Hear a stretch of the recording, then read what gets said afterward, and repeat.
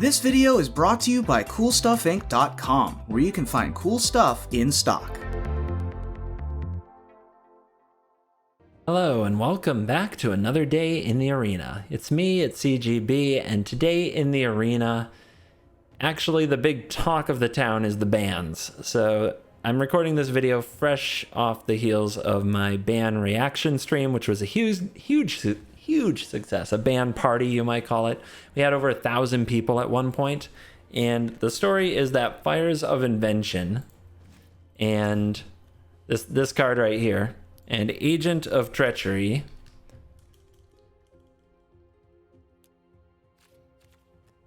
this card right here are banned in Standard and Historic.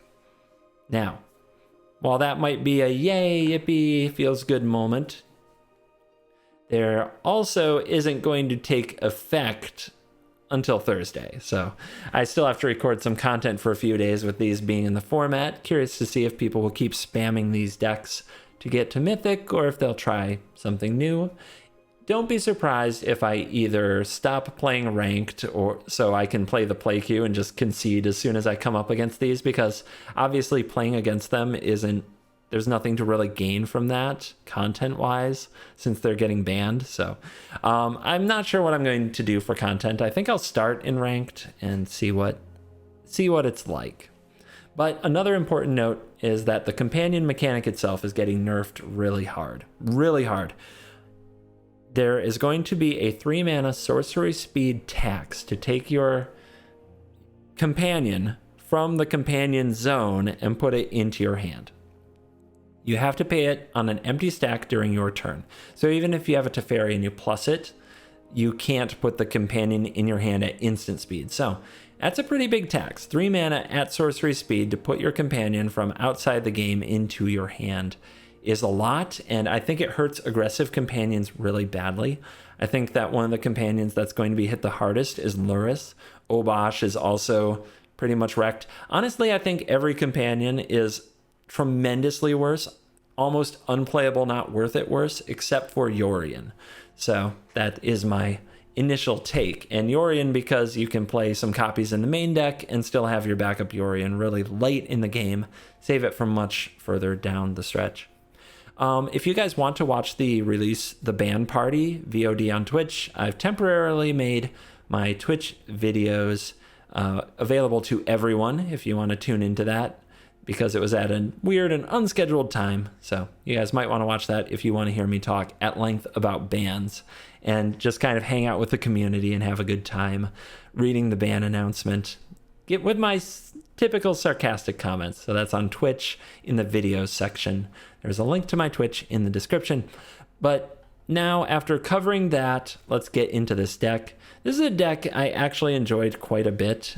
When Luca started to rise in popularity, this was good for a little while. Then the deck started playing a lot of sweepers. I'm not sure this deck is legitimately great. Probably not a tier deck, but it's fun and it's a bit better than I expected it to be. Very, very good against Lurrus and Rakdos Sacrifice decks, and playable against Luca, because if they're only able to, say, cheat 1 or 2 agents and you have a lot of pressure on them, they can't steal all your tokens. So Unbreakable Formation, very sweet. But yeah, it's a token adventure deck with Lurrus as companion. The main thing we lose to Lurrus is the Lovestruck Beast, which would go great with Edgewall Innkeeper. Edgewall Innkeeper is a crucial card in the deck because without it, you just don't have enough velocity to build big enough March of the Multitudes. You don't have enough creatures on the board usually if you don't draw extra cards. So that's why we're an Edgewall Innkeeper adventure deck. The adventure cards we get to run are Shepherd of the Flock, who can reset cards like Giant Killer and reset cards like Fairy Guidemother, so that's why we run this. And it can also protect Lurrus, much in the way that Kai's Ghost Form does. Shepherd of the Flock can bounce Lurrus back to the hand when targeted, same for the Innkeeper.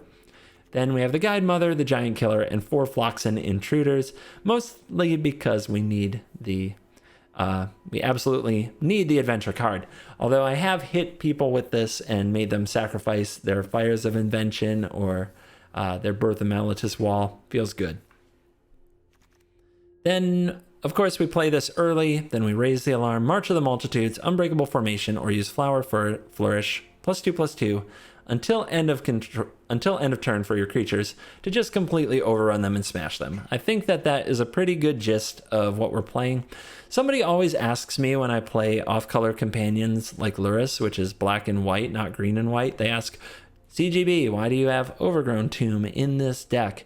Overgrown Tomb can tap for black mana to cast Lurrus. It's actually very important when you cast your Lurrus that you also get to cast something out of the graveyard. So if we had one forest and 3 plains,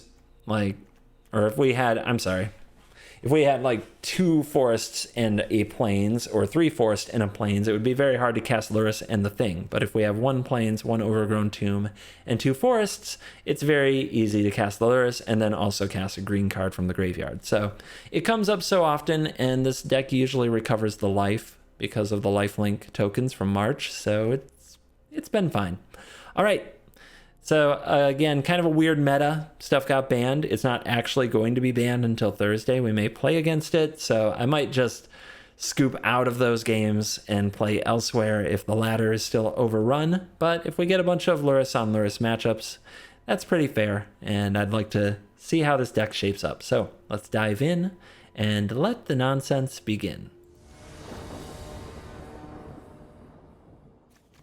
Well, we've got the Innkeeper and an adventure creature. I'd say this deck is ready to roll. Our opponent's showing Umori, so probably mutate. A race to see who can do something broken. And when the opponent gets to start on a grazer, that's a good sign for them.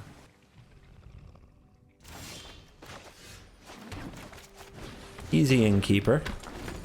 We got to get the cards flowing and go super wide and go around them before they use Sterix to make 1,000,000 creatures. Being on the draw, that's going to be hard, but we'll give it a shot.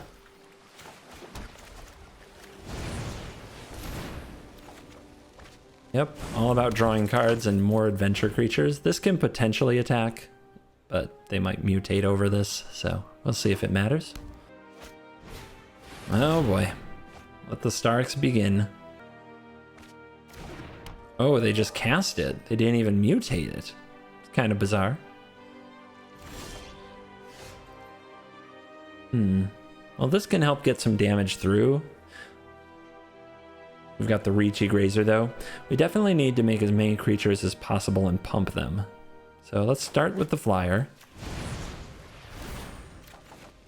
There's a formation. All right, let's play a Flux and Intruder as well. Keep drawing more. There's a March of the Multitudes. What do we do this turn? You could play an untapped land, March for 2. I kind of want to raise the alarm and March in the same turn. I think I play the Impulse. Wow. I guess I'll grab a Giant Killer. That could matter. That could matter. It's a big boy. It's a big, big boy. Ooh, really? So you have another one of these? Might just trade the Shepherd with it. Although taking the damage is no big deal, to be honest. Because eventually we just try to overrun them. I think next turn is looking like a Giant Killer turn, which is face up, unfortunately. But if they don't play into it, I guess we can raise the alarm. Crank out the March. All right. And nothing else? What is this? Feels like a trap. They didn't play Umori. Brazen Borrower, I guess? Keep the cards coming. I mean, it seems like I can attack, but what if they have the Flash Octopus, right? So I don't think we attack. Besides, we want to march if possible. The opponent doesn't do anything that's going to absolutely defeat us. That's what I had a feeling. Had a feeling that was bad. Opponent not going with Mutate, though. Just going for a wide board. Interesting.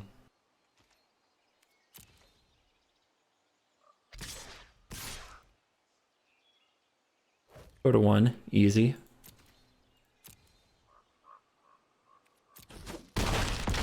Don't think they're gonna burn me. And if they don't play into the Giant Killer, we'll do a big March of the Multitudes into an unbreakable formation. Okay.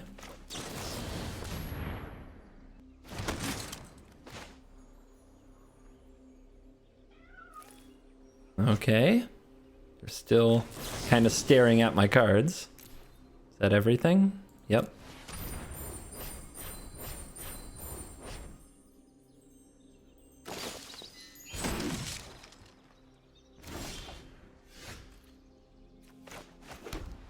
Okay. I think this is pretty straightforward. Hit him. Hit him hard.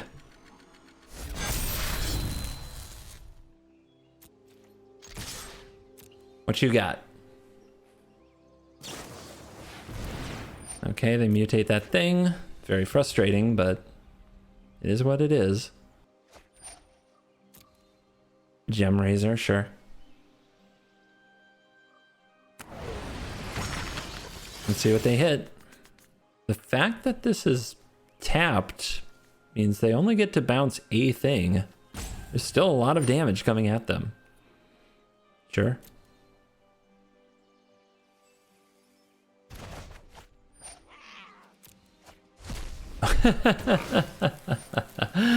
That's fun. Bet they would have liked that on their turn. Could have just won the game, but not today.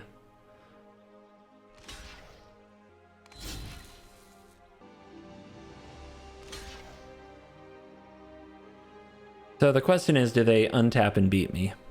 They've been playing this weirdo flash game.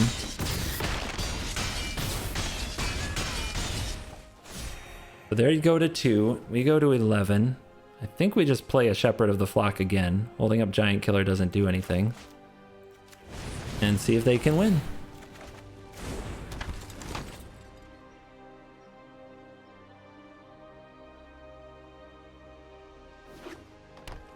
So they top deck a land, and they scoop. Oof, tense game. So this deck has all the colors, but it's essentially a 4-land hand, and I always give it 1 mulligan for Edgewalling Keeper. All right, we didn't get there.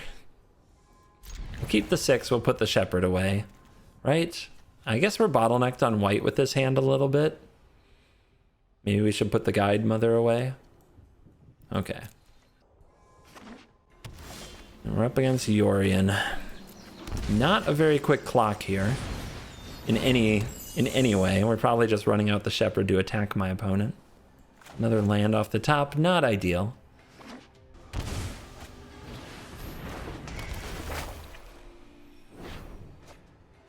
All right.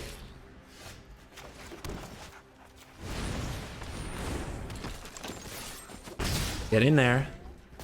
Really sucks that they get to make this wall, which we can't attack through. Okay, we drew an Edgewalling Keeper.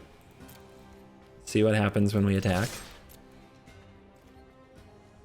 How much does the opponent care about the wall? Not very. So they probably have another way to make tokens.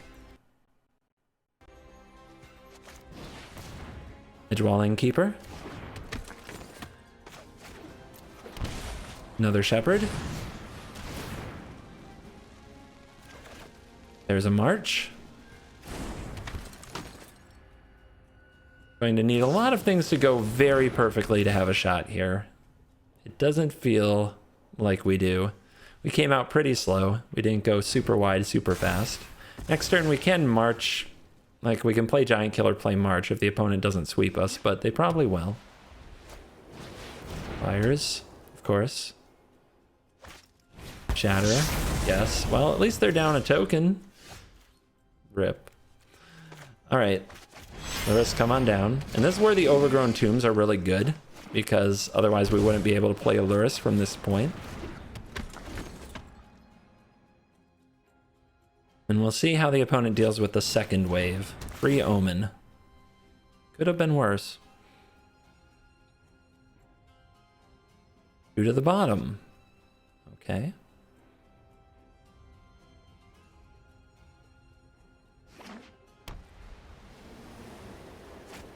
Brutal.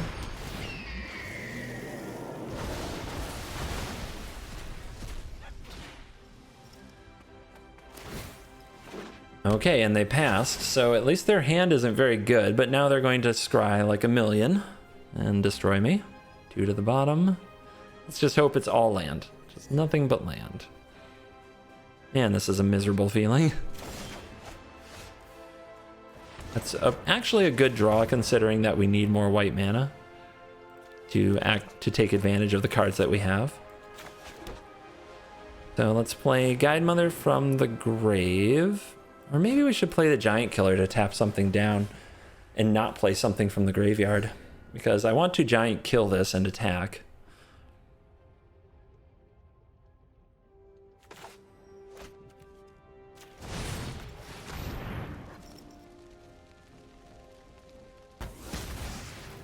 But I have this sitting in the Adventure Zone and this one in the graveyard. And if the Lurrus dies, I can't cast from here again. So I think I cast this.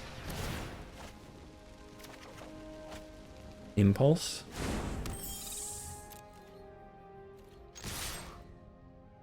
Still not wide enough, man. We needed to be wider. Brutal. If they block the Innkeeper, we can cast it again if they don't kill the Lurrus. But this is probably Luca, Agent, etc.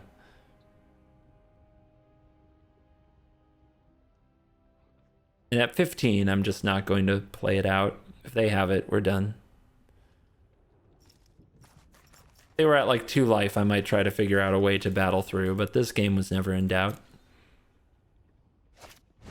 Okay. Annoying. Could be worse.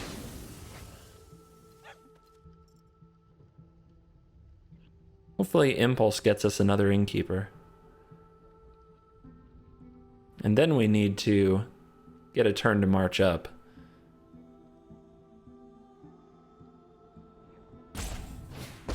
Narset. They're digging. So many misthone your prowess. Would have done that first, but maybe they drew it. Birth? That's not exciting. They probably have Agent of Treachery in hand to hardcast. So we should think about that with the cards we play. Although most of our cards aren't not good agent targets. Oof. That sucks. Alright, I think we just play out stuff. Hope for the best here.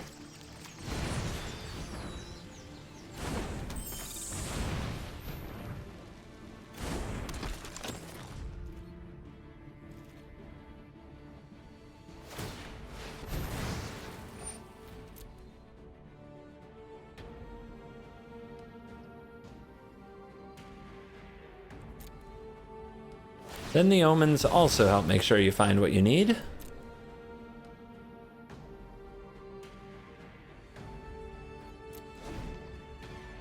They kept one on top. Make it good. I have just the trick. Our opponent just looked at, by the way, 9 cards to try to find something that they wanted. Just something to think about. Okay.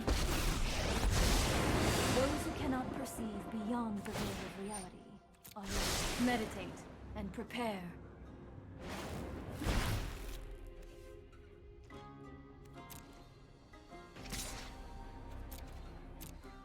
Probably implies a sweeper.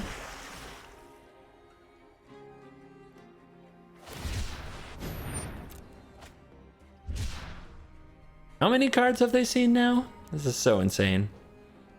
Anybody else happy this is banned? But we have to endure it for a little longer. Here's Luca. Here's Agent. They want the killer. Surround me.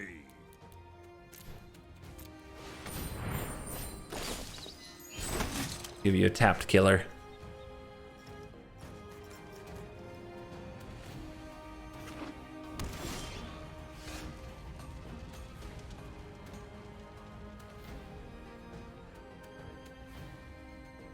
If they wrath the board, and that's their means of recovery, then maybe next turn we can use the intruder to make a whole bunch of creatures. The problem with that, the welcome home for the bear tokens, is the opponent's going to steal land by turning our giant killer into another agent. So we just have to play this. And we play this, and it's not quite enough for lethal.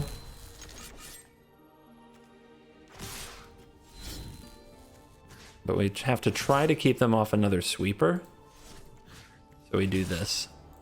And now what we have to do is top deck another way to pump the squad. And hope that they miss. So a flourish off the top would do it. +2/+2 to all creatures. A formation would be very good. I think it might be enough. It does depend what they use for their spells. What we know about is Omen and Birth. Okay. Past, present, and future. Every time they play a Narset, I'm like, good. An open mind. And they whiff. Okay. Rip. Rip. Rip. Rip. At it the whole time. At it the whole time. It was there. We keep because it has Innkeeper. We're on the draw, so we're, you know, we're behind, but still got to keep an Innkeeper. Our opponent with a Grazer, they're going to jump out to a huge lead. So we definitely need to be carried. And it looks like it might be Winota, which not really a deck that we deal with. Giant Killer is our best hope, so we have to try to draw it. Our opponent could definitely have a turn 3 win here.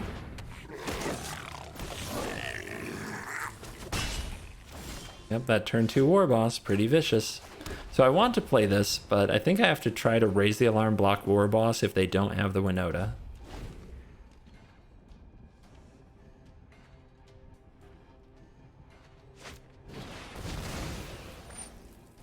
And that's Winota.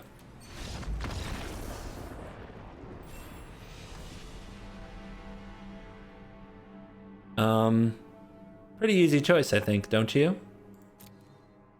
Okay, it's a fine-ish hand, but it's mostly a 4-lander with 2 cards that don't work together. So I like to give 1 mulligan for Edgewall. All right. What do we put back? This is trash. I guess I put back one of you. They can build off each other, but not unless you have the creatures. I don't know. I don't know if I was supposed to put that back or not. Giddy up. Pepper the Flock looks so sad.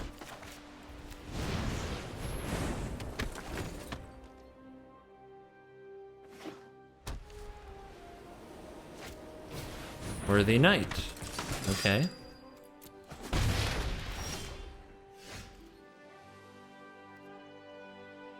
Saxon Intruder.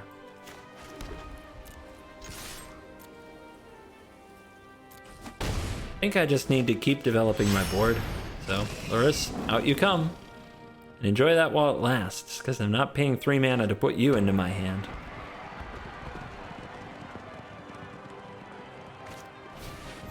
Vanishing Light? I guess that's the reason Loris isn't in their deck. Loxa Intruder might blow that up.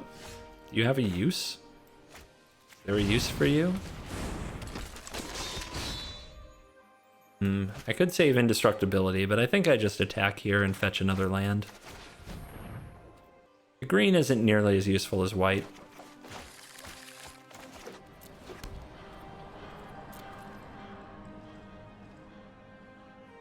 Am I going to block? I guess I can threaten to block. Playing a longer game is good for us, right?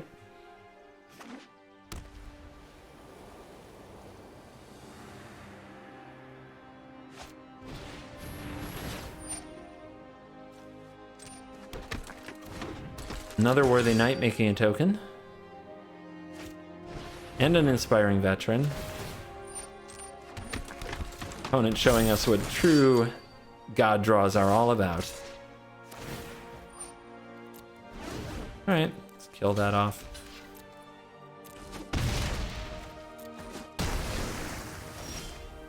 There's an Innkeeper. And play this, and we can march for 3 and formate if we can survive a turn. 1, 2, 3, 4, 5, 6, 7, 8, 9, 10, 11 is what the current attack would be for.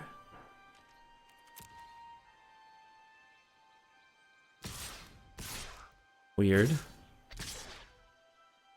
Okay, I like them slowing down. Makes me feel like there's hope.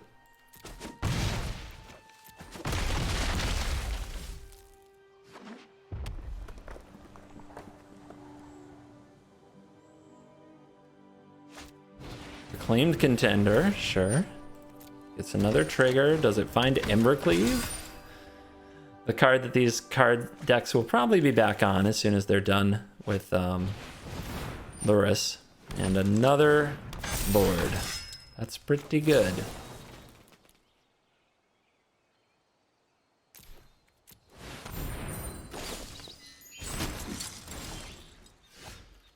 Alright, that will draw a card. And that's just a land. So, do we do a defensive formation? I don't think that will be good enough, quite frankly. Defensive formation. If we had 2 indestructible creatures, they could block the veterans, and we could go to 11, but we'd have to take all the rest of the damage. I think we play this now.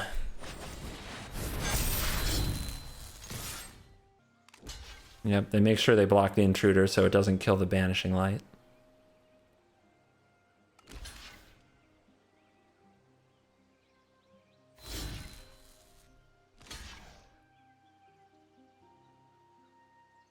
All right.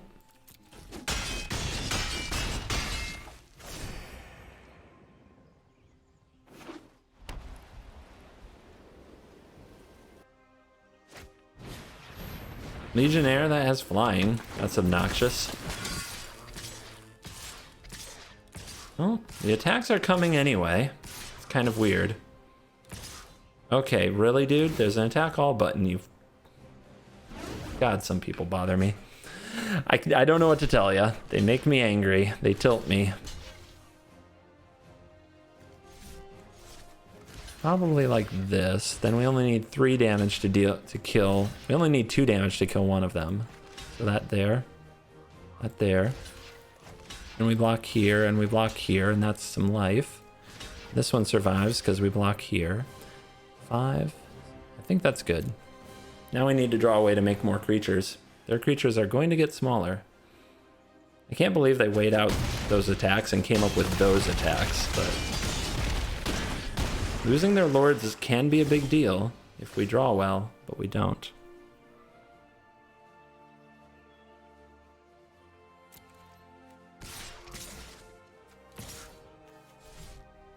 So we have to survive the Legionnaire's hit, and then we have to block, block, block. There's that first strike is annoying, but I guess it's only a 1/1 now. So yep, get in there. Dead to an Anthem.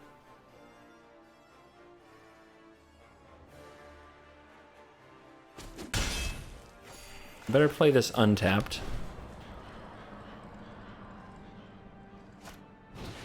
Okay, could have been worse. Really? You're gonna 1/1 out as bad an attack as you did last time. Alright. So we're at virtual 5, because we gain 4, take 3.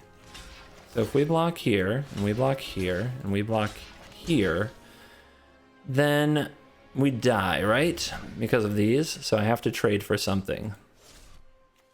I think the Innkeeper is my way back in the game, so I should trade for this Worthy Knight. We should definitely block the champion. And we take 1, 2, 3, 4, 5, 6, 7. One of them is haste, and then we gain 8.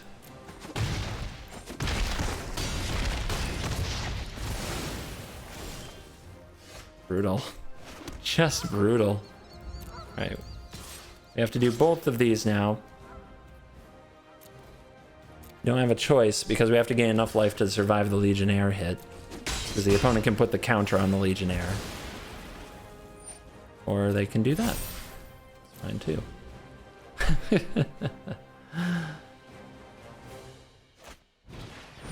Sure.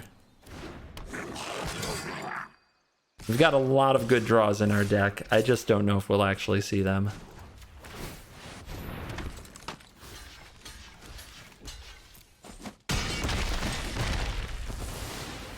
All right. That's a good one. That's a pretty good one. I think we still do it on our turn.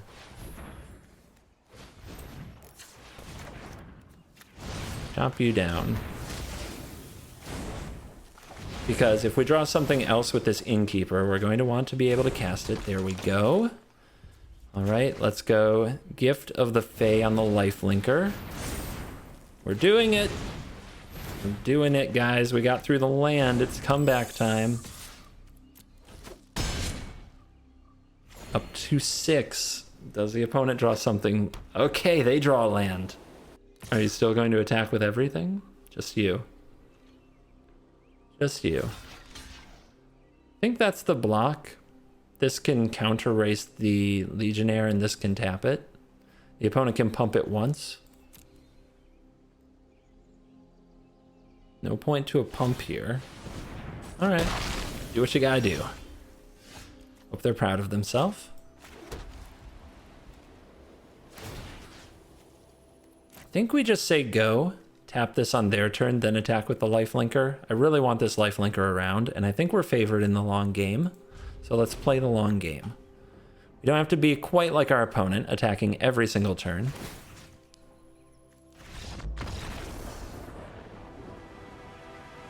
Yeah, with them at 5, we only needed one more, and we got there. All right, we'll give it one mulligan for Innkeeper. Nope, but we'll keep it. Shepherd can go back, and we'll just try to go super wide. No companion, what are you up to? I like having the Amara. Let's see if Amara can do anything. Amara about 10 times better on the play than the draw, though. We'll see if she can crank out a token or two.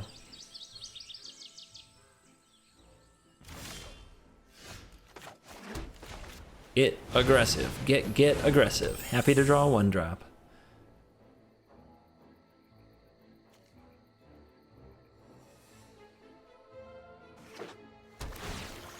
Thornwood Falls. Oh boy. Oh boy, oh boy. Not a Yorion deck though, so I guess I'm not sure quite what's happening, but it's Bant, reminds me of Bant Historic, quite frankly. Waiting for Field of the Dead. Reach, people. It has reach. This hand will go great with a March of the Multitudes and an Unbreakable formation. Now we throw red in the mix. What a mad lad. Oh, you're Winota. Well, I don't have to play Magic with you. I guess that's a pretty good draw.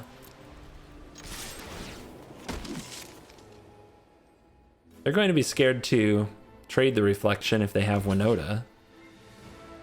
So, kind of a tell.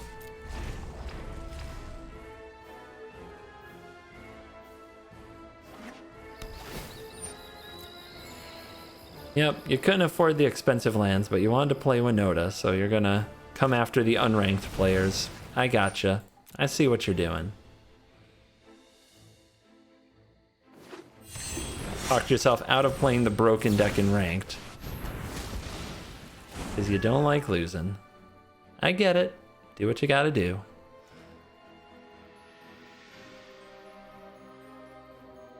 Would you still like to attack? Okay. Another Guide Mother. I guess I better get this on the battlefield. And then hold up Raise the Alarm, I think.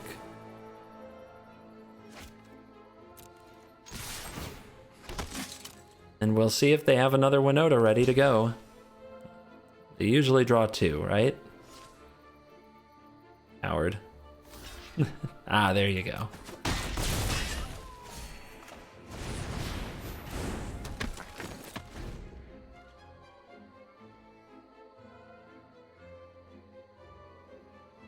Well, the Neoform won't work now. They need another 3-drop.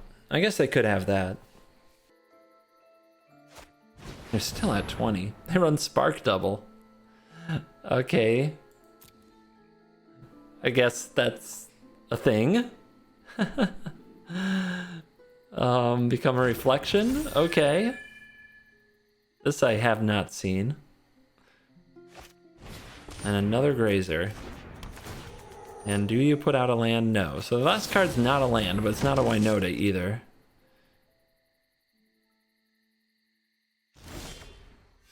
Now what?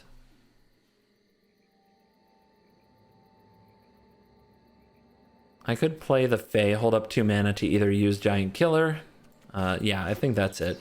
So we'll Gift to the Fae. We'll Hops the Amara. We'll hold up a Raise the Alarm or an activation of Giant Killer. I don't really want to give up 2 tokens here. They could be very important. And hey, we killed a Grazer. Interesting. The opponent would want that Grazer if they hit Winota, but maybe they think they have enough and they have a Goose. More annoying ways to live longer lives.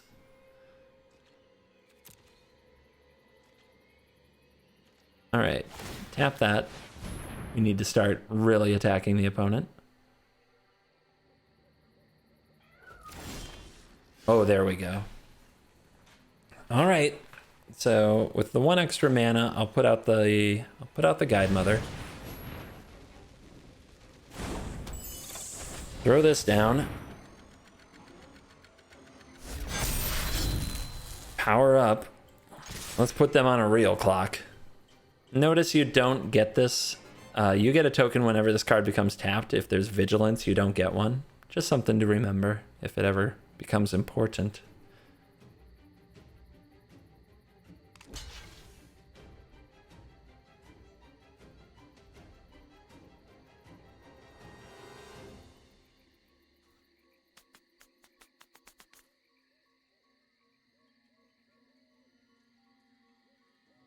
So their last card, do you think it's Agent of Treachery? I have a feeling. So they try to save all their creatures. They're really going for this top deck. I think that land came off the top. They keep the card on top. They crank some food. Okay. And Chop Suey is out of here. And I am back for the post-games wrap. Going to keep this one short and sweet since there isn't a million things to say as we wait for these cards to be banned, but one thing that I'm absolutely tilted about is the lack of a ban on Winota Joiner of Forces for Standard or Historic. We'll see if that actually turns out to be a problem, but in Historic specifically, that deck didn't run Fires or Agent and seems to have an absurd win rate and be potentially busted. So maybe they're waiting for more data, but I would feel better if this card just also didn't exist, as its tremendous mana cheating ability just seems egregious to me, very unfun to deal with and play against. So yeah, that's pretty much what I wish would be banned, since people ask all the time. And the Cool Kids Club, you get the extra take. As for this deck, Lurrus, once it has the companion tax of 3 mana, this card isn't worth building around for these types of decks. So you can bring back Lovestruck Beast or play Lurrus in the main deck and see how that goes. And that is where I would start if this archetype interests you, because I think it is still particularly strong and fun in the right metas. And we'll see how many sweepers this new meta has. All right, thank you for watching this video. As always, I will see you in the next video. Goodbye.